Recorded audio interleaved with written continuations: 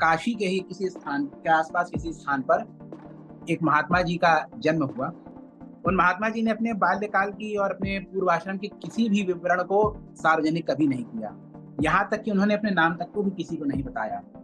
समस्त संसार में श्री स्वामी जी महाराज रतिया के नाम से जाने जाते हैं। कहते हैं कि एक बार महाराज जी के पास बैठे थे तो कोई द्वैतवादी मध्वाचारी विद्वान आए और उनसे द्वैतवाद में बहुत बढ़िया महाराज जी परिचर्चा करते रहे और द्वैतवाद का बहुत पोषण किया उन्होंने। जब वे चले गए तो विद्यानिवास मिश्र जी ने उनसे पूछा कि भाई आप तो अद्वैतवादी हैं, फिर आपने इनसे द्वैतवाद की क्यों चर्चा की? तो पूज्य महाराज जी ने बहुत बढ़िया बात कही, कहा कि मेरा उद्देश्य किसी को उसके पथ से भटकाने का नहीं है।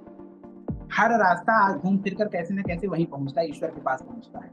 मेरा उद्देश्य तो मेरा कर्तव्य है, मेरा उद्देश्य ये है कि हर व्यक्ति को उसके मार्ग में सुदृढ़ बना दो, कि भाई वो अपने रास्ते पे और सुदृढ़ता पर और समर्पण के साथ और विश्वास के साथ उस मार्ग पर आगे बढ़े और अपने मार्ग में सफलता प्राप्त करें। जो 9 जुलाई 1929 को वह ऐतिहासिक दिन था। पूज्य महाराज जी झांसी से ग्वालियर पैदल जा रहे हैं। ये सन्यासियों का भाव होता है। परिव्राजन जो होता है, परिव्राजन करके जो सन्यासी होते हैं, सन्यासी जो परिव्राजकाचार्य, वो भ्रमण करते करते एक स्थान से दूसरे स्थान समाज की धर्म की स्थिति का आकलन करते हैं। जैसे मुझे यहाँ से अगर कलकत्ता जाना है, मैं भाई एरोप्लेन चला गया अगर, तो भाई आकलन क्या होगा, एक स्थान से दूसरी जगह पहुंच गए। लेकिन अगर पैदल जाएंगे तो स्थान स्थान पर धर्म की क्या स्थिति है उसका ज्ञान होगा, क्योंकि सन्यासियों का काम समाज में धर्म की स्थापना करना है। तो आकलन करेंगे तभी तो स्थापना कर पाएंगे, धर्म के लिए कार्य कर पाएंगे। 1946 में उन्होंने राष्ट्र के भारत की मुक्ति के लिए उन्होंने एक अनुष्ठान कराया स्वतंत्रता के लिए, और तो और स्वतंत्रता संग्राम में भी उन्होंने बढ़ चढ़कर हिस्सा लिया। कहते महात्मा गांधी ने उनके आंदोलन में उनकी भूमिका की पूरी पूरी प्रशंसा की। एक और प्रसंग मिलता है कि एक बार उनके पास हिंदू महासभा के एक सज्जन आए और उन्होंने कहा कि दतिया में महाराज कोई हिंदू नहीं है जो हिंदू महासभा की सभा की अध्यक्षता कर सके। तो देखिए, सन्यासी, मैंने जैसे कहा कि किताब में लिखा हुआ जो सिद्धांत है वो महाराज जी के जीवन के चरितार्थ होता है। पूज्य महाराज जी ने कहा हिंदू तो मैं भी नहीं हूं, क्योंकि सन्यासी का धर्म या जाति नहीं हो। सामान्य रूप से ऐसा लोग नहीं सोचते, कहते हैं हिंदू। उन्होंने कहा मैं हिंदू तो मैं भी नहीं, क्योंकि सन्यासी का धर्म और जात नहीं होती, लेकिन हिंदुओं की रोटी खाता हूं इसलिए मैं चलूंगा। उन्होंने जाकर समारोह की अध्यक्षता की। स्वतंत्रता आंदोलन में भी उन्होंने हिस्सा लिया।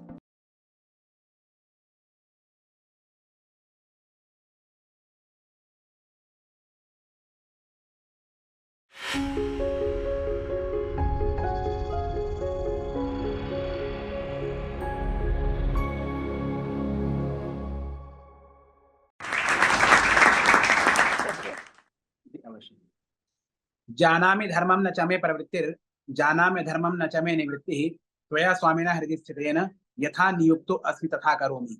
अंतराय तिमिरौघ शान्तये श्रेष्ठ शक्ति करुणारुणा प्रभम संतनोतु मुनिवृंद सेवितम भावगम्यम अनिशम शिवम महा करुणापूरित चित्तां सच्चिद रूपां परां दिव्यां ब्रह्म सहचरीं तुर्यां बगलां शक्तिं प्रणोमि सौभाग्यां यत् कारुण्यं वेक्ष भाव भरितं सानंद गीतं सतां तच्चिंता निपुणैः शुद्धमतयो ये साधका सज्जना तेषां लब्ध कृपालवेन जननी बोधोदयो में अभवत् तदवृत्तम विनिमित सांप्रत महं तोषां परम प्राप्तवान।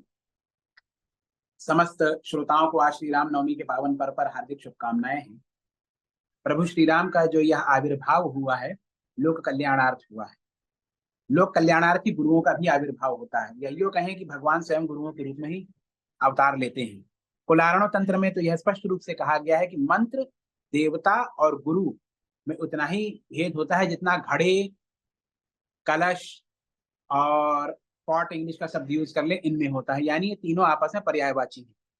तो जिस क्रम में जैसे जैसे संसार का उद्धार करने के लिए भगवान समय समय पर अवतार लेते हैं, उसी क्रम में वो गुरु रूप में भी अवतार लेते हैं। साक्षात भगवान रूप में भी लेते हैं, गुरु रूप में भी अवतार लेते हैं। उसी क्रम में एक शताब्दी पूर्व, लगभग एक शताब्दी से थोड़े अधिक समय पूर्व, काशी के ही किसी स्थान के आसपास किसी स्थान पर एक महात्मा जी का जन्म हुआ। उन महात्मा जी ने अपने बाल्यकाल की और अपने पूर्वाश्रम के किसी भी विवरण को सार्वजनिक कभी नहीं किया। यहाँ तक कि उन्होंने अपने नाम तक को भी किसी को नहीं बताया। समस्त संसार में श्री स्वामी जी महाराज रतिया के नाम से जाने जाते हैं, तो इसलिए हम भी उन्हें इसी नाम से जानते हैं। उनके पूर्वाश्रम के संबंध में बहुत सी बातें कही एवं लिखी गई हैं, उनमें कई सारे भेद भी प्राप्त होते हैं। लेकिन जब गुरुदेव ने स्वयं सार्वजनिक रूप से उसको प्रकाशित नहीं किया है, तो इसलिए हम भी उन्हें इसी नाम से जानते हैं। उनके पूर्वाश्रम के संबंध में बहुत सी बातें कही एवं लिखी गई हैं, उनमें कई सारे भेद भी प्राप्त होते हैं। लेकिन जब गुरुदेव ने स्वयं सार्वजनिक रूप से उसको प्रकाशित नहीं किया है, तो इस शिष्य का यह कर्तव्य बनता है कि वह भी उसको प्रकाशित न करे। और श्री तंत्रालोक में कहीं पर यह विवरण भी मैंने देखा है, शायद जयरथ ने ही लिखा है चतुर्थ आनीक में, कि महात्माओं के पूर्वाश्रम मतलब पूर्व जीवन के इस प्रकार से गुरुओं की चर्चा नहीं करनी चाहिए, तो दोष होता है। इस प्रकार की बातें वहां पर भी आई।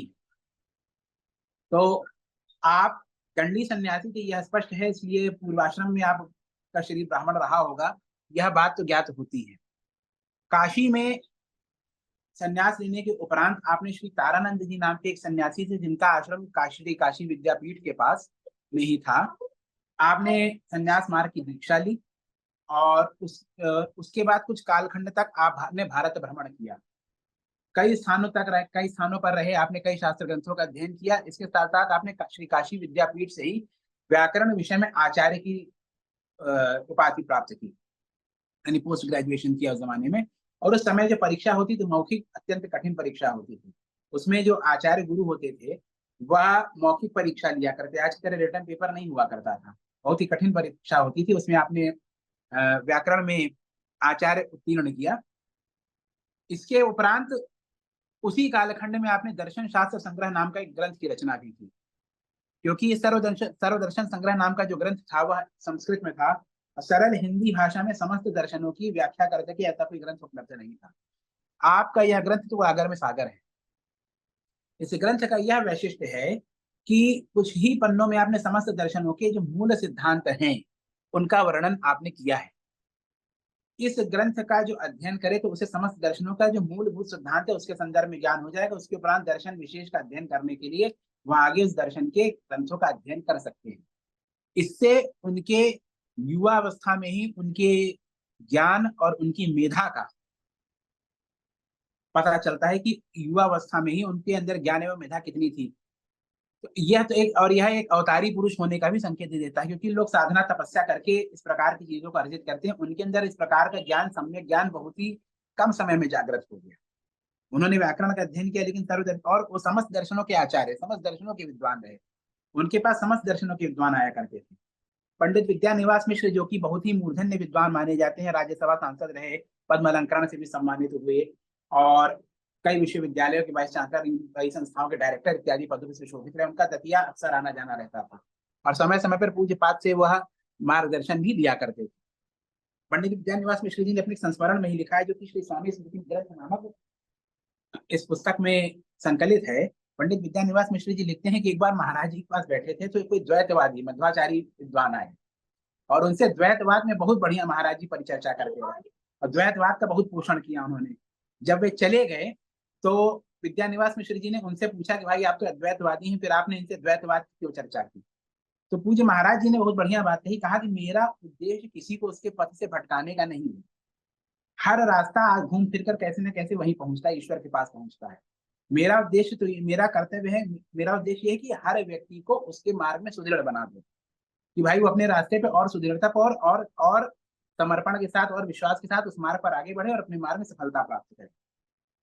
इसी क्रम में एक और प्रसंग प्राप्त होता है पूज्य महाराज जी का, कि एक बार वह आश्रम में थे, उनकी दिनचर्या बहुत ही सख्त थी, बहुत ही सख्त दिनचर्या थी मतलब। और उसी अभी वो आगे बताएंगे, 2 बजे वो विश्राम करने जाते थे। तो एक दिन क्या हुआ, 2 बजे विश्राम करने नहीं गए, लेकिन उनका इतना, जिसे कहना चाहिए अनुशासन, इतना सख्त था, किसी की पूछने की हिम्मत नहीं पड़ी कि आप आराम करने क्यों नहीं गए, अभी तक विश्राम करने क्यों नहीं गए। तो उसी समय उनके सामने एक किसान आया, उसके पैर फटे हुए थे, मिट्टी लगी हुई थी, खेत से सीधा चला रहा था, कंधे पे एक झोला लटका हुआ था। वह किसान आया, महाराज जी के पास बैठा, प्रणाम किया और उसने अपने ग्रंथ से न्याय सूत्र नामक पुस्तक निकाली। न्याय सूत्र नामक पुस्तक जब उसने निकाली, महाराज जी के सम्मुख बढ़ाई, तो महाराज जी ने उनको न्याय सूत्र के संदर्भ में कुछ अध्ययन कराया, जो भी अध्ययन कराया। जब वह किसान चला गया तो महाराज जी ने कहा, देखो यह ब्राह्मण है, किसानी करता है, लेकिन इसने शास्त्र अध्ययन नहीं छोड़ा। किसी भी परिस्थिति में शास्त्र का अध्ययन नहीं छोड़ना चाहिए। और उन्होंने उनको न्याय दर्शन की का अध्ययन कराया। इसी प्रकार से विभिन्न विभिन्न विषयों के विद्वान उनके पास आते रहे। उनके पास आने वाले विद्वानों की अगर हम बात करें तो खैर वो भी चर्चा करेंगे। तो खैर दर्शन शास्त्र संग्रह ग्रंथ लिखा, काशी विद्यापीठ में रहे और वो दंडी स्वामी रहे। इस क्रम में वो भारतवर्ष के विभिन्न स्थानों पर भ्रमण भी करते रहे। हो सकता है कुछ प्रसंग आगे पीछे जाए, लेकिन मैं कथा के सौकर्य के हिसाब से प्रसंग बता रहा हूँ। वो कुंभ मेले में जा रहे थे और वहां तक जाने को उनको कोई नहीं मिला रास्ते में, भारत भ्रमण के अवसर पर ही। तो 3 दिन तक उन्हें अन्न जल नहीं मिला। आप सोचने वाली बात, कुंभ मेले में अन्न जल नहीं मिला हरिद्वार में, जबकि वहां बहुत सारे आपके अन्न क्षेत्र इत्यादि चला करते हैं। तो कहते हैं स्वयं गंगा देवी ने, माँ गंगा ने प्रकट होकर के उनको एक पात्र में खीर खिलाकर उनको तृप्त किया था, पर वह पात्र उन्होंने पुनः गंगा जी में धो करके विसर्जित कर दिया और आगे बढ़ गए। इसी क्रम में वो भारतवर्ष घूमते रहे, उनका तंत्र मार्ग से कोई संबंध नहीं था, वह द्वैत वेदांती के रूप में साधन करत रहते थे अपना। वो पंजाब के किसी स्थान पर पहुंचे, उस स्थान पर एक मठ था। उस मठ में महात्मा जी थे, वहां पे उन्होंने कुछ क्षण कुछ काल निवास किया। 3 दिन से अधिक किसी स्थान पर रुकते नहीं। शास्त्र में सन्यासी के जितने नियम बताए गए हैं उन समस्त नियमों का वो यथावत पालन करते हैं। समस्त नियमों का जो भी शास्त्र में सन्यासी को पालन करने, अगर आपको देखना है कैसे चरितार्थ किया तो उनका जीवन देख लिया जाए। सन्यासी को पूर्वाश्रम की चर्चा नहीं करनी चाहिए, उन्होंने किसी को अपना नाम तक नहीं बताया, किसी को अपना नाम नहीं था, मेरा नाम ये है, कोई नहीं जानता कि उनका नाम क्या है। अब इसी क्रम में जब वहां लेकिन रहे सन्यासी जी के आश्रम में, तो कहा 3 दिन से अधिक रुकने, कहा भाई मैं ऐसे नहीं रुक सकता, फिर मुझे कुछ यहाँ सेवा देनी पड़ेगी। तो उन्होंने कहा कुछ प्रवचन वगैरह की व्यवस्था हुई, वो चलते रहा। कथावाचक भी रहे पूर्व काल में, और कथा वगैरह भी आपने अपने उस काल में किया। तो वहां पर उन्होंने देखा महात्मा जी अचानक बीमार पड़ गए और उनको हैजा जैसी कुछ समस्या हो गई और वो स्वास्थ्य लाभ नहीं हो रहा था। तो उनके शिष्य वगैरह लेकर उनको चारपाई पे कहीं जा रहे थे दिखाने। श्रीमंत आश्रम था, बहुत संपन्न मठ था, धनाढ्य। जब ले जा रहे थे तो किसी पेड़ के नीचे कॉपी ने बांधे एक महात्मा बैठे थे। उन्होंने देखा, पूछा क्या हुआ, तो उनके शिष्यों ने महात्मा जी को वहां पे चारपाई वहां रोक करके प्रणाम किया, कहा महाराज ऐसी ऐसी बात है। तो उन्होंने उनको 4-5 यंत्र बना के दिए, कहा भोजपत्र पे बना के दिए होंगे, कहा इसको चारपाई के 4 कोनों पे बांध देना और एक यंत्र को पात्र में कुछ अन्न, जो अन्न बताया हो याद नहीं, उस अन्न के साथ एक पात्र में करके रख देना और अगले दिन देखना सुबह खोल करके तो इसके ऊपर कुछ लिखा रहेगा, अगर ऐसा रहे तो ये ठीक हो जाएंगे। तो जब ये किया गया तो महाराज जी भी बहुत आश्चर्यचकित हुए, क्या इस प्रकार की चीज संभव है, उनका विश्वास ऐसे नहीं था चीजें। तो जब उन्होंने उस चीज को, इस घटना को देखने के लिए वो फिर बहुत उत्सुक रहे, फिर जब उन्होंने देखा कि हाँ सुबह तक वो स्वस्थ हो गए, जब वो पात्र खोला गया तो उसमें जिस व्यक्ति ने प्रयोग किया था उसका नाम लिखा हुआ था। इस कथा के कई सारे विभिन्न विभिन्न स्वरूप भी मिलते हैं, लेकिन मैंने एक प्रसंग ही आपको बताया। तो इससे महाराज जी के मन में ये विचार आया कि भाई ये कौन सी विद्या है जिससे ऐसा से ऐसा हो सकता है। फिर उन्होंने भ्रमण करना प्रारंभ किया। फिर उनको एक गुजराती शरीर के महात्मा ने आशीर्वाद दिया और उन्होंने तंत्र मार्ग में पूज्य महाराज जी को प्रवृत्त किया, क्योंकि महाराज जी ने कभी स्वयं अपने गुरुओं का नाम और अपना नाम नहीं प्रदर्शित किया, तो हम भी उनका नाम नहीं लेते। कुछ पुस्तकों में उन्होंने नाम लिखा हुआ है, अगर कोई चाहेगा तो उसका अध्ययन कर लेगा। पूज्य महाराज जी ने उनसे तंत्र मार्ग की दीक्षा ली। फिर उन्होंने सिद्धनाथ नामक स्थान पर जाकर के तप किया 1 वर्ष तक। उस स्थान पर तप किया और भगवती पीताम्बरा की ही साधना की।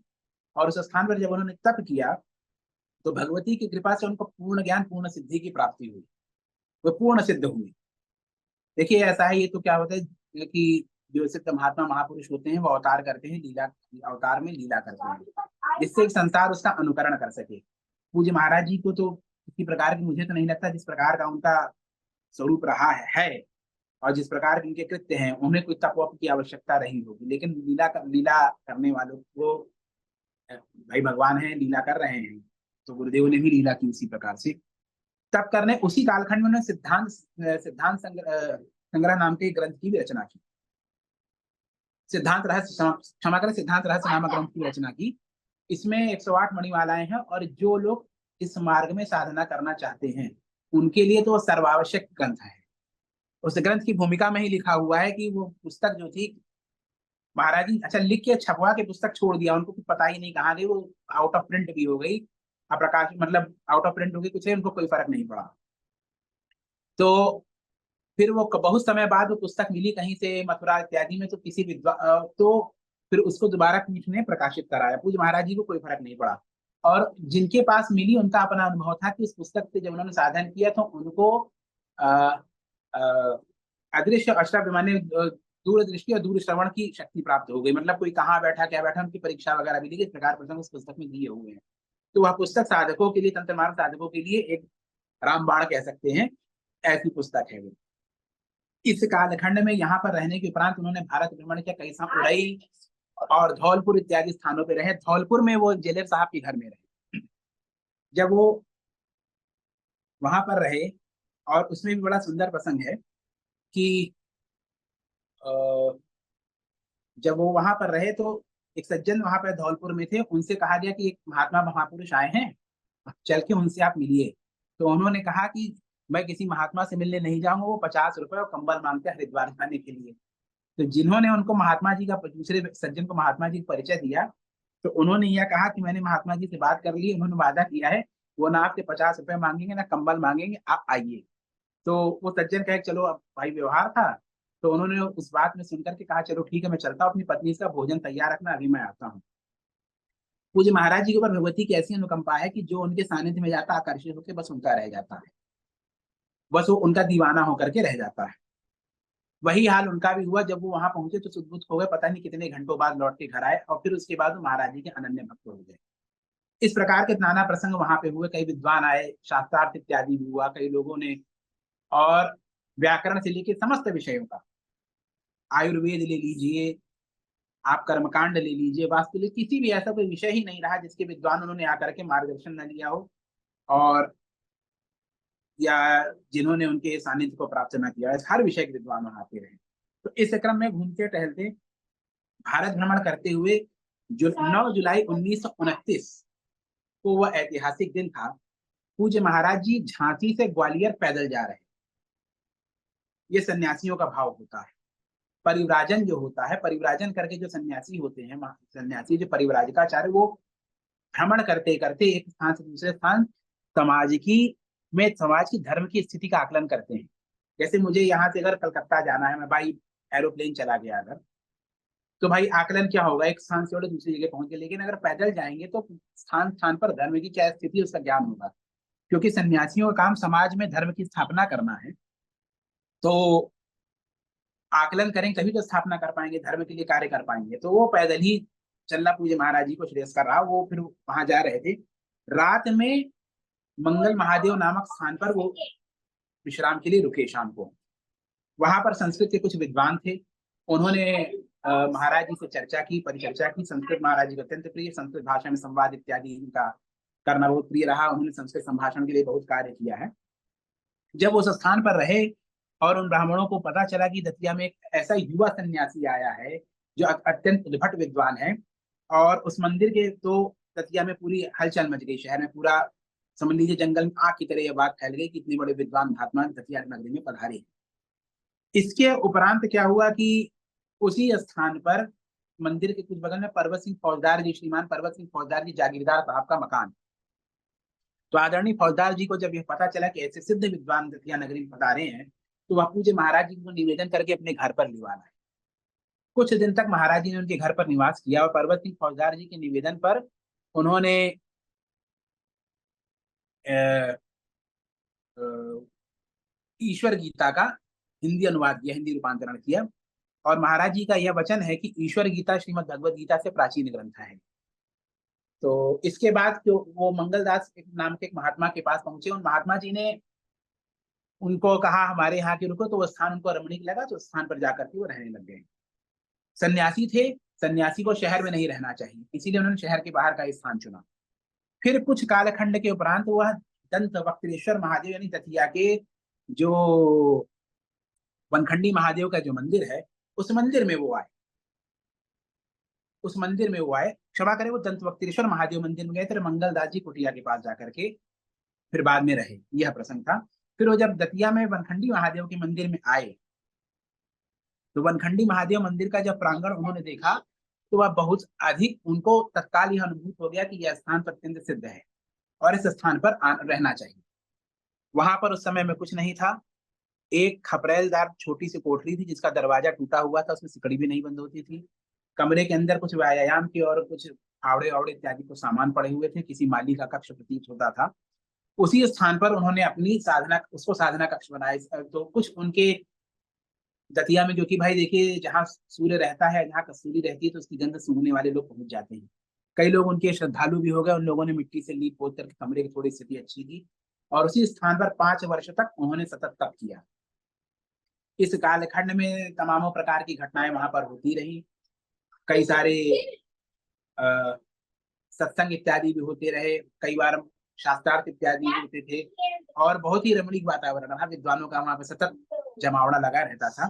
लेकिन महाराज जी का अधिकांश समय जीवन पर्यंत साधना में ही लीन रहा। पीठ की स्थापना से पूर्व, स्थापना के बाद भी पीठ को जागृत रखने के लिए जीवन पर्यंत उन्होंने साधना में ही अपना समय लगाया। उस स्थान पर रहने के 4-5 वर्ष जब वहां रहे तो सुन्नूलाल पटेरिया जी नाम कर, आदरणीय श्री सुन्नूलाल पटेरिया जी नामक एक उनके श्रद्धालु भक्त रहे। उन्होंने माँ पीताम्बरा का चित्र बनाया। उस चित्र को देख करके उन्होंने कहा जब चित्र आ गया है तो माई का मंदिर भी स्थापित होना चाहिए। तो फिर वर्ष 1934 में वह शुभ घड़ी आई कि भगवती श्री पीताम्बरा का वैशाख मास में आने वाले, वैशाख मास आने वाला, उस मास में वहां भगवती श्री पीताम्बरा की प्राण प्रतिष्ठा शास्त्रोक्त विधि से, आगमोक्त विधि से की गई। उस स्थान पर भगवती श्री पीताम्बरा की स्थापना करने के उपरांत 1 वर्ष पश्चात महाराज जी ने वहां कल संतरणोपनिषद में जो हरि नाम संकीर्तन मंत्र, हरि नाम महामंत्र दिया गया, उसका 1 सप्ताह का आयोजन कराया। उसमें 2-2 घंटे भक्तों की टोलियां लगी थी, बहुत उत्तम व्यवस्था की गई, सब रहा। एक कोई भक्त आए वहां पर और उन्होंने कहा कि शाक्त मंत्र में वैष्णव मंत्र का, शाक्त मंदिर में वैष्णव मंत्र का क्या प्रयोजन, शाक्त मंदिर में वैष्णव मंत्र का क्या प्रयोजन। इस बात को सुनकर महाराज जी को अच्छा नहीं लगा और उन्होंने बड़ी भर्त्सना की। उन्होंने, क्योंकि इस प्रकार का भाव उनका कभी रहा ही नहीं कि मैं शाक्त हूँ, वो वैष्णव, इस प्रकार की बात कभी नहीं। उनके पास समस्त संप्रदाय के लोग आते और उनसे उन्हीं संप्रदाय के अनुरूप वो बात करते थे। जैन वो हो, बौद्ध हो, हिंदू हो, मुस्लिम, मुस्लिम भी आए, चाहे जो भी सूफी तमामों तमामों और भी अन्य अन्य संप्रदायों के अनुयायी, हिंदू धर्म में तमाम संप्रदायों के अनुयायी सब आते थे। और जो जिस संप्रदाय का आता था उससे उसी संप्रदाय के संदर्भ में चर्चा करते थे। किसी के ऊपर अपने विचारों को वो करने का उनका कभी इस प्रकार का रहा ही नहीं। समस्त संप्रदायों का हमेशा आज भी बराबर सम्मान है। तो इस प्रकार से वहां पे हुआ। फिर कुछ कालखंड बाद वहां शंकराचार्य जयंती इत्यादि आरंभ हुई। जब महाराज जी वहां पहली दफा पहुंचे तो उनका खुद का ये कथन है कि एक 10-12 हाथ, 9-10 हाथ लंबे कोई सज्जन वहां पर पधारे। उनको सफेद वस्त्र धारण की, तो सफेद बड़ी दाढ़ी थी उनकी, सफेद वस्त्र धारण किए हुए, तो सफेद बड़ी दाढ़ी थी उनकी। उन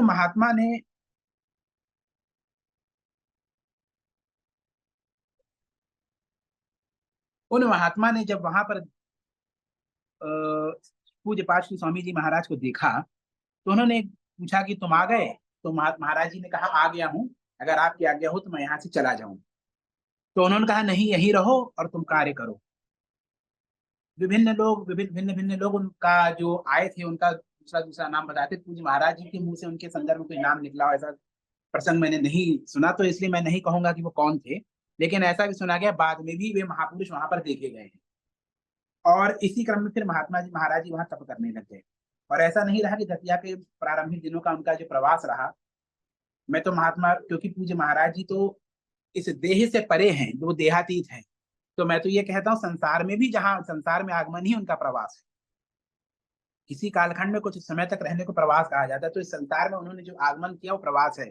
सप्तशती में कहते हैं, जैसे सप्तशती में कहा गया है कि समय समय पर भगवती संसार का कल्याण करने के लिए अवतार लेती रहती हैं। तो पूज्य महाराज जी के चरित्र से यही चरितार्थ होता है कि उन्होंने अवतार लिया। गोदिज धेनु देव हितकारी कृपा सिंधु मानुष संधारी, यह तुलसीदास जी ने कहा है। यदा यदा ही धर्म से ग्लानिर्भवति भारत अभ्युत्थानम अधर्म से तदात्मानं सृजाम्यहम् परित्राणाय साधूनां विनाशाय च दुष्कृतां धर्म संस्थापनार्थाय संभवामि युगे युगे। तो भगवान आते हैं, अवतार लेते चले जाते हैं। वो देह के बंधन से बंधे नहीं, उनमें देहात्मवाद नहीं, पूज्य महाराज जी से कभी नहीं रहा। इस क्रम में उन्होंने उन महात्मा जी को जब देखा और यह तो संवाद हुआ, उसका पूज्य महाराज जी ने वहां पर रहकर तप किया, और जिस कक्ष में तप किया उसी स्थान पर भगवती श्री पीताम्बरा के मंदिर की प्राण प्रतिष्ठा हुई। इसके बाद विभिन्न प्रकार के वहां पे आयोजनों का, शंकराचार्य जयंती का आयोजन हुआ, और फिर शंकराचार्य जयंती, माँ पीताम्बरा की जयंती और परशुराम जयंती, त्रिजयंती समारोह एक साथ आयोजित होने लगे।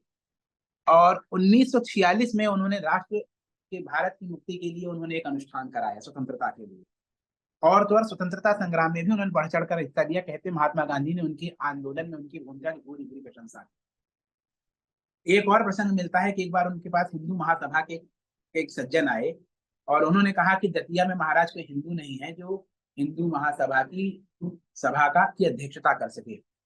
तो देखिए सन्यासी, मैंने जैसे कहा कि किताब में लिखा हुआ जो सिद्धांत है वो महाराज जी के जीवन के चरितार्थ होता है। पूज्य महाराज जी ने कहा हिंदू तो मैं भी नहीं हूं, क्योंकि सन्यासी का धर्म या जाति नहीं होती। सामान्य रूप से ऐसा लोग नहीं सोचते, कहते हैं हिंदू, क्या उन्होंने कहा मैं सन्यासी हिंदू तो मैं भी नहीं हूं, क्योंकि सन्यासी का धर्म और जात नहीं होती, लेकिन हिंदुओं की रोटी खाता हूं इसलिए मैं चलूंगा। उन्होंने जाके समारोह की अध्यक्षता की, स्वतंत्रता आंदोलन में भी उन्होंने हिस्सा लिया, और समाज में समस्त वर्गों को साथ लेकर चले। आपको एक किस्सा बताएं, वहां पर एक दीवान आए दतिया में। उन दीवान साहब ने एक बार वहां के जो राजा साहब थे उनकी पत्नी से जाकर कुछ अभद्रता कर दी महारानी साहिबा से। तो राजा साहब ने महाराज जी के पास संदेश भिजवाया कि महाराज ऐसा ऐसा हो गया, कुछ कीजिए। तो पूज महाराज जी का यह कथन है कि भाई राजनीति से हमें क्या लेना देना, हम सन्यासी हैं। तो जो भक्त निवेदन लेकर के आए थे महाराज का, उन्होंने ये कहा कि महाराज स्त्री की गरिमा का प्रश्न है, इस पर महाराज जी थोड़ा विचलित हुए। ये तो नहीं कहूंगा वो विचलित हुए, लेकिन हाँ उनके अन्नमय कोश के ऊपर उसका प्रभाव जरूर पड़ा होगा। तो लीला लीलाधर की लीला है, और मैं क्या कहूँ। तो उन्होंने फिर एक प्रयोग किया, और फिर उसका जो दीवान था उसका वहां से स्थानांतरण हो गया। अंग्रेज लोग राजा साहब के कहने पे स्थानांतरण नहीं कर रहे थे, क्योंकि वो मतलब एक तरीके से ये कहा जाए कि तो द्वेष रखते ही थे भारतीयों से। उनका तो भाई वो राजा है तो ठीक है, लेकिन मूल रूप से तो समस्त भारतीयों से उनका द्वेष रहा है सदैव। तो राजा साहब इस प्रकार की अनंत घटनाएं वहां पे होती रही। स्वतंत्रता के पश्चात महाराज जी ने विभिन्न कालखंडों में अलग अलग भगवती श्री महात्रिपुर सुंदरी की प्राण प्रतिष्ठा की, मंदिर से बाहर तारा देवी की स्थापना की उन्होंने। और यह कहना चाहिए कि दशों महाविद्याओं की साधना में उनको पूर्णता प्राप्त थी। दशों महाविद्याओं में की साधना में वो सिद्ध, और इसके अलावा अन्य तमाम प्रकार के साधनों में भी वो सिद्ध। न केवल हिंदू, इस्लामिक अरबिक मंत्र हो, बाइबल हो, जितने भी मतलब जिसमें जो भी साधन मार्ग रहे हों, समस्त साधन मार्गों में उनको पूर्ण सिद्धता हमेशा रही। और न केवल कथन में, उन्होंने इसको प्रामाणिक रूप से समय समय पर प्रदर्शन के लिए नहीं, लेकिन जिसको आवश्यकता रही उसको सामने उन्होंने उसको दिया भी, और उसको उस मार्ग में सफलता भी प्राप्त हुई। तो भगवती श्री तारा और भगवती श्री महात्रिपुर सुंदरी की प्राण प्रतिष्ठा करने के कालखंड में, उससे पहले माँ त्रिपुर सुंदरी की स्थापना करने से पूर्व उन्होंने कई सारे ग्रंथों की भी अनुवाद एवं रचना की, जिसमें वरिवस्या रहस्य का अनुवाद है, श्री विद्या साधन के काम कला विलास का अनुवाद किया। जिस समय में भारतवर्ष के इस मैदानी क्षेत्र में शिव सूत्र इत्यादि कोई चर्चा नहीं थी, उस समय में शिव सूत्र, स्पंद कारिका, प्रतिविज्ञा, हृदय का न केवल अनुवाद के त्रिशत तत्व सिंधु इत्यादि ग्रंथों का अनुवाद किया, उन्होंने अपने शिष्यों को उसको पढ़ाया। अक्सर परात्रिंशिका, ईश्वर प्रतिभिज्ञा, विमर्शिनी इत्यादि ग्रंथों के ऊपर शास्त्र परिचर्चा वहां पर चला करती थी, और न केवल तंत्र ग्रंथों की, काश्मीर के परमाद्वैत ग्रंथ की, अन्य तमामों ग्रंथों की वहां पर चर्चा चला करती। विभिन्न विभिन्न शास्त्रों की ग्रंथों की वहां पर चर्चा चला करती। कोई पंचदशी पढ़ने आ रहा है, मतलब ये कहा है शतावधानी जिसे कहा गया है, एक तरफ पंचदशी पढ़ रहा है, एक तरफ ज्योतिष पढ़ रहा है, एक तरफ प्रतिविज्ञा हृदय पढ़ रहा है, एक तरफ मंदिर की पूजा विधि की चर्चा हो रही है, एक तरफ कोई अपना कष्ट कह रहा है।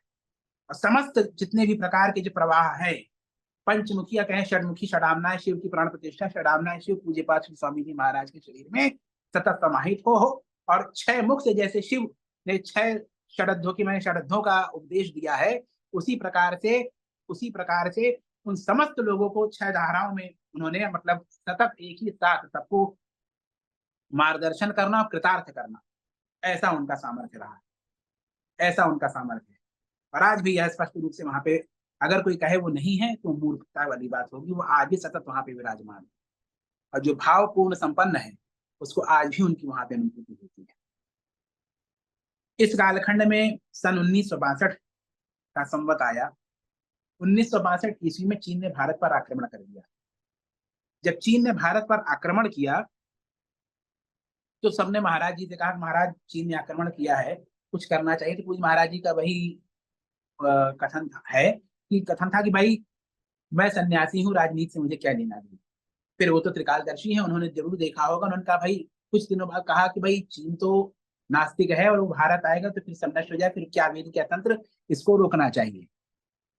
जो एक सज्जन ने अपने संस्मरण में लिखा है कि वो जहां भगवान परशुराम का आजकल मंदिर, वहां पे वो चहलकदमी कर रहे थे, और उस चहलकदमी को करते हुए उन्होंने वहां पे रामदास बाबा नाम के एक मंदिर के पुजारी थे, उनसे कहा कि रामदास, यही जो मैंने कहा, यही कहा कि चीन तो बहुत क्रूर है, नास्तिक है, ये आएगा तो फिर भारत में क्या धर्म, क्या वेद, क्या तंत्र, कुछ नहीं बचेगा, इसको रोकना चाहिए। तो उन्होंने सामग्री की सूची बनाने को कहा।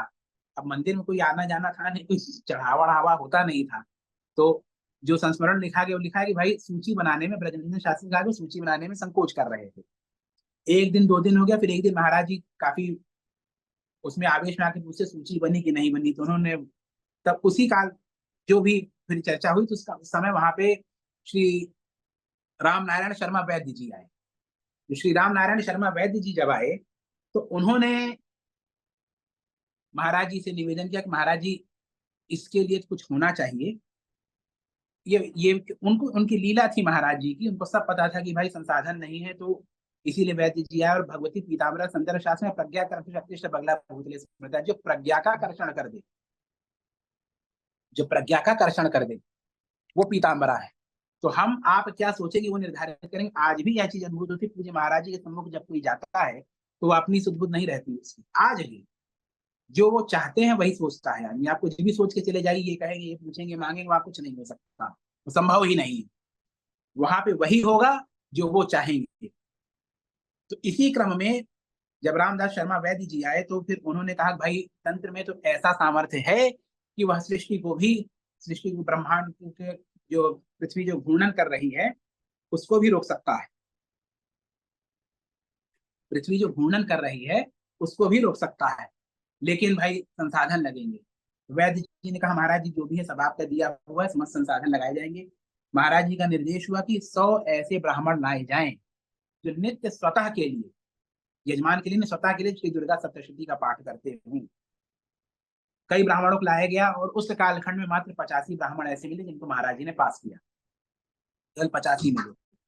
फिर महाराज जी ने कहा ठीक है 85 से ही काम चलेगा, ये शरीर भी तो इस मिट्टी का, ऐसी मिट्टी के काम आ जाएगा। तो 10 ब्राह्मणों को धूमावती देवी के जप में लगाया गया, और बाकी 85 ब्राह्मण शतचंडी में लगे। वहां पर शतचंडी का अनुष्ठान हुआ।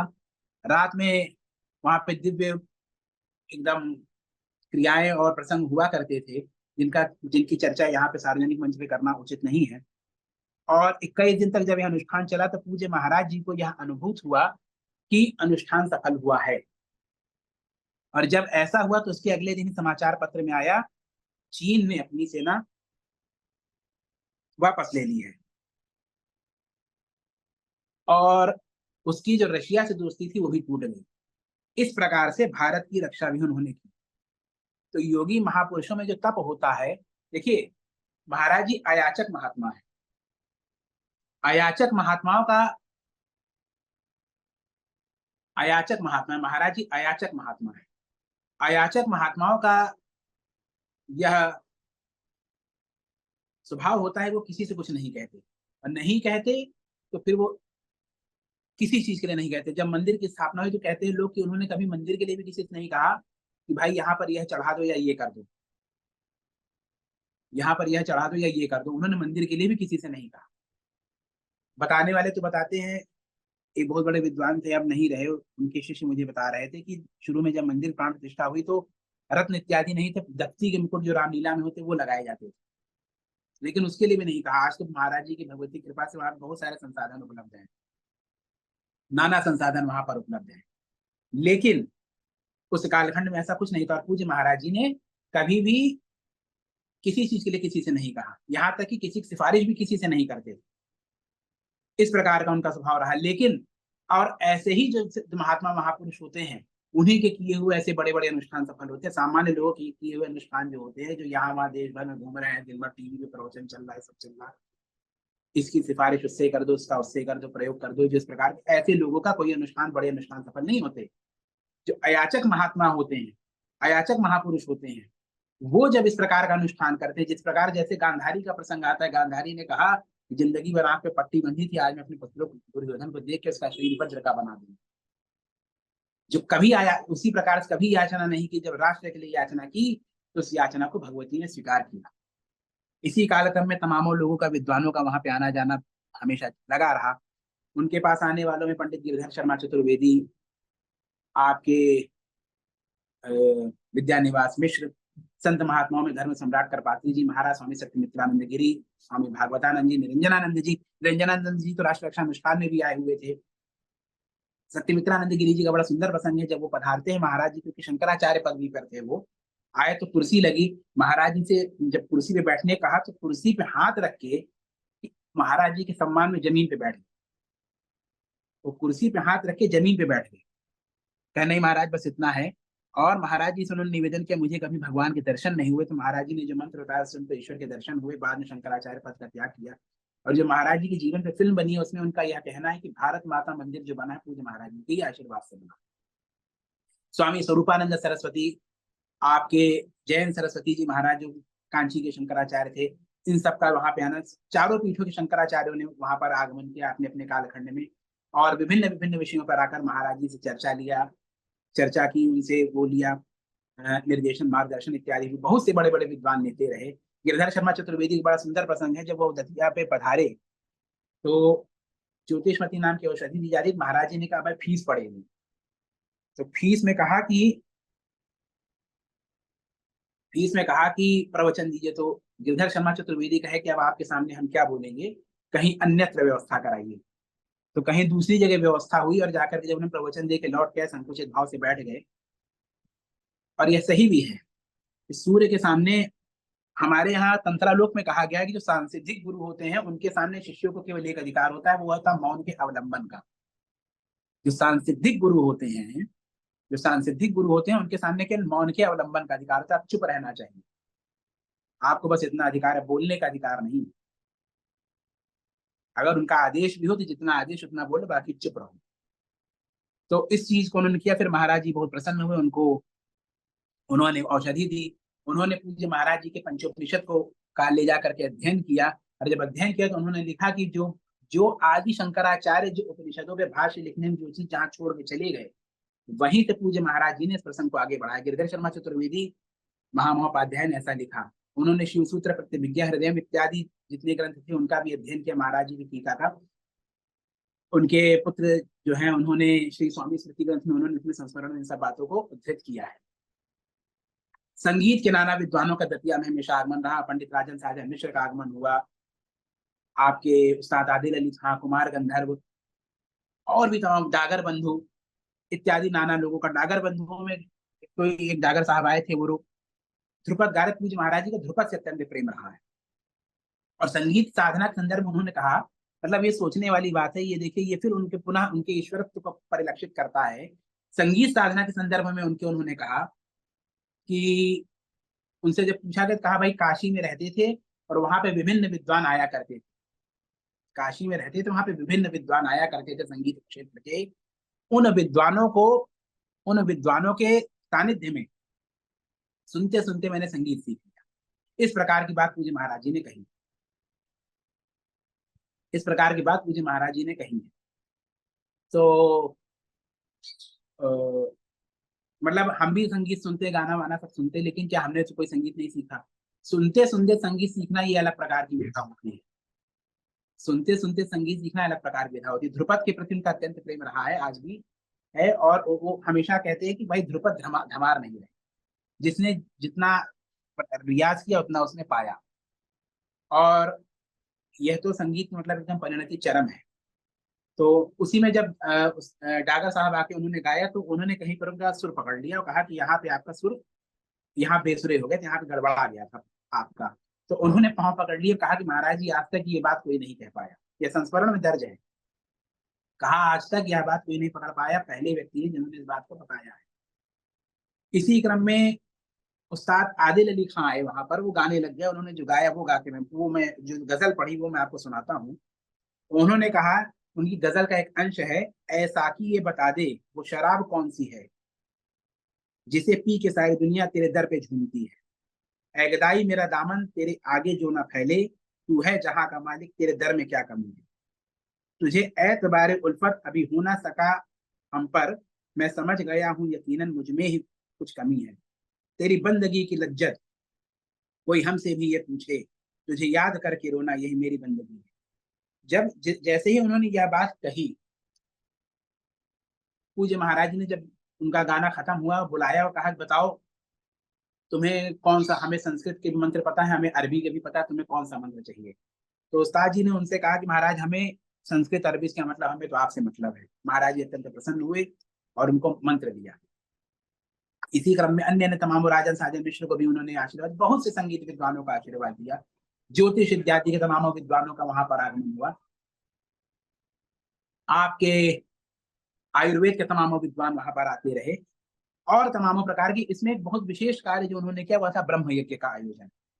पूज्य महाराज जी द्वारा ब्रह्म यज्ञ का आयोजन किया गया। जो ब्रह्म यज्ञ उन्होंने आयोजित किया, उस ब्रह्म यज्ञ का वैशिष्ट्य था कि इसमें जो चारों वेद की छहों शाखाओं सहित, चारों वेद के षडंग सहित जो 11 शाखाएं, आज जितनी 11 शाखाएं उपलब्ध है, उनका सस्वर पाठ वहां पर चला। सस्वर पाठ चला, ब्रह्म यज्ञ नाम हुआ इसका। इस पाठ में भी एक घटना हुई और इससे महाराज जी के वैदिक ज्ञान का भी परिचय प्राप्त होता है। कृष्ण यजुर्वेद का पाठ चल रहा था और पाठ करते करते अचानक जो विद्वान थे वह चुप हो गए। जिस स्थान से वह पाठ छूटा तो उसी स्थान से महाराज जी ने पाठ प्रारंभ कर दिया। और इस क्रम में पंडित रामनाथ जी काशी से पधारे थे, वैदिक सम्राट, और उन्हीं के नेतृत्व में यह आयोजन हुआ था। और आने वाले तमाम उसमें विद्वानों को यह ज्ञात हुआ कि हाँ, मतलब उनको यह पता चला कि बताइए कितने बड़े उद्भट विद्वान हैं। इसी क्रम में फिर आगे चल के वहां पे दतिया में ही तुलसी जयंती का आयोजन हुआ, जिसमें उन्होंने अध्यक्षता की। विभिन्न स्थानों पर भी समय समय पर जाते, जैसे माउंट आबू भ्रमण करने गए, कामाख्या जी में वो भ्रमण करने गए, वह ग्वालियर गए। ग्वालियर जाते समय उनके शिष्य रहे सूर्यदेव शर्मा जी। सूर्यदेव शर्मा जी की अपने सेकंड हैंड एक जीप खरीदी थी, वह जीप खराब हो जाती थी। महाराज जी से उन्होंने कहा महाराज जी इसी जीप से चलना है। तो उनके कई सारे जो संपन्न शिष्य थे उन्होंने कहा महाराज जी हमारे पास एसी गाड़ी है, इसमें क्यों जाएंगे या खराब हो जाएगी। तो महाराज जी ने कहा बात तो आप बहुत बढ़िया कह रहे हैं, लेकिन इसको मना कर दूंगा तो यह दुखी हो जाएगा। और कहते हैं कि वह गाड़ी रास्ते में खराब भी हो गई थी। इस प्रकार की बात भी सुनने में आती है। जब वह दतिया नामक स्थान पर पहुंचे हैं तो वहां नाना प्रकार की विभिन्न बाधाएं थी, उनको भी उन्होंने दूर किया। और इसी कालक्रम में धीरे धीरे विद्वानों का, विभिन्न विषयों के विद्वानों का, साधकों का मार्गदर्शन करते करते करते करते सन 1978 ईस्वी का समय आया, जब दतिया में भगवती श्री धूमावती की उन्होंने प्राण प्रतिष्ठा की। भगवती श्री धूमावती की प्राण प्रतिष्ठा करने के समय पे उनको यह आभास हो गया कि उनका समय पूरा हो गया है। इस संसार में जिस कार्य के लिए आए तो वह कार्य पूरा हो गया। समय तो कह रहे, जो काल क्रम का कलन कर दे वह अक्रम अवस्था में बैठे महामहेश्वराचार्य पूज्य स्वामी जी महाराज। और मैं आपको बता दूं, मैंने महामहेश्वर शब्द को मैंने इतनी जगह देखा, लेकिन इसकी व्याख्या पूज्य महाराज जी ने ही की है। श्री बगलामुखी रहस्य नामक ग्रंथ में उन्होंने महामहेश्वर शब्द की व्याख्या करते हुए कहा है कि जब सहस्रार के पर विसर्ग भूमि में शिव बिंदु और शक्ति बिंदु का ऐक्य का अनुभव हो जाए, जिसको वह महामहेश्वर होता है। और मैंने कहीं इस संदर्भ में कुछ नहीं सुना, पढ़ा लिखा। तो ऐसे महामहेश्वराचार्य स्वामी जी महाराज हैं। और उन्होंने जब यह, फिर उन्होंने घोषणा कर दी कि मेरा सब कार्य पूर्ण हो गया है, मैंने पढ़ना लिखना बंद हो गया। और एक चीज और उन्होंने कही जो बड़ी महत्वपूर्ण, उन्होंने कहा जिस चीज की दुकान थी उसका ग्राहक ही नहीं आया। जिस चीज की यह दुकान थी उसका ग्राहक ही नहीं आया। तो उन्होंने कहा किसी को संतान चाहिए थी, किसी को धन चाहिए, किसी को राज्य सत्ता चाहिए, लेकिन जिस चीज की दुकान खुली वह ग्राहक यहाँ पर नहीं आया। और इसी क्रम में कुछ महीनों पश्चात भगवती श्री धूमावती प्राण प्रतिष्ठा, कुछ महीनों पश्चात उनका स्वास्थ्य शिथिल हुआ। और वह भी अपने आप में बड़ी विलक्षण घटना। उन्होंने मतलब उस क्षण में भी, जब देखिए कुछ भी हो, आप आनंदमय कोश में आपकी आत्मा विचरण कर रही, लेकिन अन्नमय कोश में अगर कष्ट पहुंचता है तो कष्ट का अनुभव तो अवश्य होता है। जब तक आप शरीर में उसका अनुभव तो हो ही रहा है, क्योंकि अभी मुझे ही कोई कुछ हिट कर दे, चलो हम तो सामान्य मनुष्य, किसी को भी शरीर का कष्ट तो अनुभव में होता ही होता है। लेकिन उस कष्ट से भी उन्होंने अपने आप को स्वतंत्र रखा। उनका शुगर लेवल लो हो गया। जब शुगर लेवल उनका लो हुआ है तो उन्होंने किसी से नहीं बोला, कमरे में जाकर लेट गए और हाथ पांव छटकने लग गए। डॉक्टर योगेश मिश्रा को बुलाया गया और वहाँ शर्मा जी वैद्य जी थे, वो आए, उन्होंने उनको थोड़ा सा शरबत वगैरह दिया और उनको फिर इस प्रकार की बातें रही। विभिन्न प्रकार के उनके इलाज चले। कुछ कालखंड बाद उनको इलाज के लिए आयुर्विज्ञान संस्थान दिल्ली ले जाया गया। एम्स दिल्ली, वहां पर ले जाया गया। तो राजमाता सिंधिया जी ने वहाँ विशेष व्यवस्था की सब उन्होंने, और उनके लिए वहाँ पे प्राइवेट वार्ड वगैरह की व्यवस्था हुई। वहाँ पे उनसे उनके दर्शन करने आने में बड़े बड़े विभूतियां, तो इसमें स्वामी स्वरूपानंद सरस्वती जी, राजनेता भी तमाम हुआ है, स्वामी स्वरूपानंद सरस्वती जी आए। स्वामी जी ने महाराज जी को इंगित करते हुए कहा कि इनके लिए यह सब क्या है, तो जब चाहे अपनी उपयोग कर ले। इस पर हंसते हुए पूज्य महाराज जी ने कहा कि शरीर से कभी मोह नहीं रहा। जब दतिया में रहे तो ऐसा संस्मरण बताया जाता है कि जितने भी जो भी लोग जो दवा लेके आते, सब प्रकार की दवा वो ले लेते थे। एक बार एक कोई एमबीबीएस करता हुआ विद्यार्थी था, वो आया, उसने कोई दवा दे दी, वो भी उन्होंने ले ली। बाद में उस विद्यार्थी पता चला उसने गलत दवा दी है। वह आया, बहुत दुखी भाव था उसके मन में, आंख में ग्लानि थी। उसने आकर के माफी मांगी। महाराज जी ने उससे भी कहा तुम्हारी दवा फायदा कर रही है।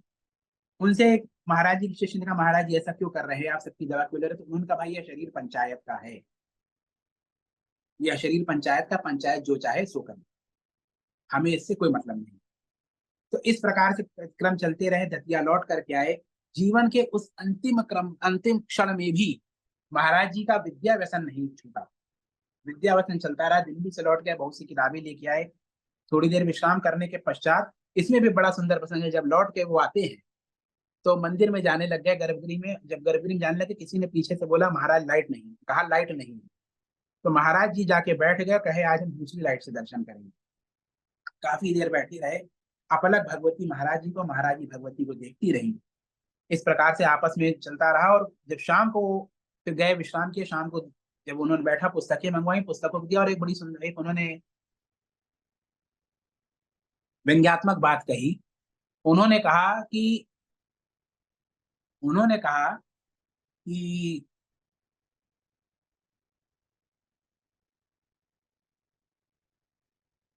उन्होंने यह कहा कि वह व्यक्ति मूर्ख होता है जो किसी को अच्छी पुस्तक भेंट करता है, और उससे बड़ा मूर्ख वो होता है जो उस पुस्तक को वापस कर देता है।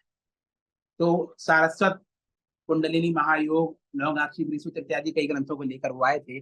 उन सबको देखा वेखा उन्होंने। कुछ दिन दतिया रहने के उपरांत वो फिर मुंबई गए, और मुंबई में जाकर के उन्होंने वहां पर समाधि ले ली। उन्होंने वहां पे जो भी वहां पे भक्त इत्यादि उपस्थित थे, उनके सम्मुख उन्होंने वहां पर समाधि ले ली। समाधि लेने से पूर्व जब उनको अंदर ओटी में ले जाया जा रहा था, तो उन्होंने कहा भाई तुम लोगों ने पुत्र की तरह मेरी सेवा की है, और मैं तुमसे बहुत प्रसन्न हूँ। आखिरी उनका जो उपदेश था वो यही था कि भगवती श्री पीताम्बरा की दीक्षित साधकों से पूजा करवाते रहना, माई यहाँ पर 1000 वर्ष तक रहेंगी, और आपस में मिलजुल कर रहना। यही उनका अंतिम उपदेश था। इसके बाद मौखिक रूप से, बाकी तो आज भी उनका नित्य उपदेश लोगों को प्राप्त हो रहे ना हो तो फिर कैसे चलेगा। और इसके उपरांत अगले दिन जब उनको दतिया लाया गया, पूरे नगर में या पूरे उनके भक्त मंडली में यह बात आग की तरह फैल गई कि उन्होंने अपने शरीर को त्याग दिया है। जब दतिया लाया गया, तो भगवती श्री पीताम्बरा के सम्मुख उनके पार्थिव शरीर को रखा गया कुछ क्षण के लिए। फिर अंदर स्नान के लिए जब ले जाया गया और स्नान कराया गया, तो वहां पे उपस्थित लोगों ने देखा कि उनके ब्रह्मबिल में माचिस की तीली के बराबर एक सुराख हुआ है, और उन्होंने मल त्याग किया। उसके बाद उनका पुनः स्नान करा करके पुनः उनको वस्त्र धारण कराया गया, पुनः स्नान करा करके वस्त्र धारण कराया गया। और फिर जैसे ही उनको बैठाया गया, स्वतः उनकी पद्मासन लग गया, स्वतः पद्मासन लग गया। फिर उस अवस्था में ले जाकर के भगवती श्री पीताम्बरा के सम्मुख उनको समाधि दी गई। और जहां पे समाधि दी गई, ठीक 1 वर्ष पश्चात, भगवती श्री धूमावती की प्राण प्रतिष्ठा के ठीक 1 वर्ष पश्चात, ज्येष्ठ शुक्लाष्टमी के दिन स्थापना हुई 78 में, और ठीक 1 वर्ष पश्चात उसी दिन उन्होंने वहां पर भगवती श्री पीताम्बरा के सम्मुख समाधि ले ली। और जिस स्थान पर शायद कभी बैठते रहे, उसी स्थान पर वहां पे आज उनकी समाधि विराजमान है, उसके ऊपर शिवलिंग की स्थापना की गई। और क्या कहें, पार्थिव शरीर अवश्य त्यागा है, लेकिन आज भी वो जागृत रूप से वहां पर विराजमान है। और जो जाता है, और पूज्य महाराज जी का एक वचन है कि यहाँ आओ तो किसी से नहीं, हमसे संबंध रखो। जो इस भाव से वहां जाता है, भगवती से और हमसे संबंध रखो, जिस भाव से जाता है, उनके ऊपर उनकी कृपा अवश्य होती है। इसी के साथ में अपनी वाणी को विराम देता हूँ। जय माई महाराज की।